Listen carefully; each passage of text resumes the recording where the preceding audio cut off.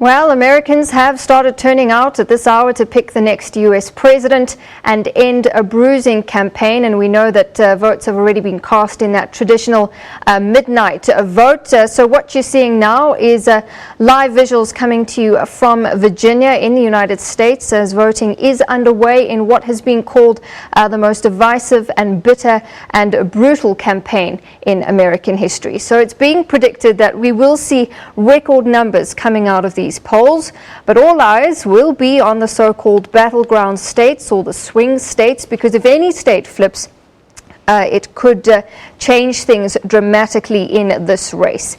So we also, analysts are also saying that there are going to be a record number of Latinos participating in these elections, as we know that this has been such a divisive campaign between Clinton and Trump. And as the cliche goes, the only poll that counts is the poll on election day. But we can't ignore that going into this election, the polls have constantly reflected a tight race. And what we saw in the early hours of American time this morning, both candidates wrapping up their campaigns.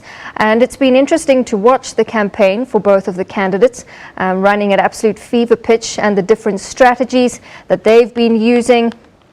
The Republican nominee, Donald Trump, as outrageous as he may be, he seems to have captured a large percentage of the electorate and their beliefs, although there are some analysts that have said that he has split the Republican Party, that some Republicans haven't come home to vote in this.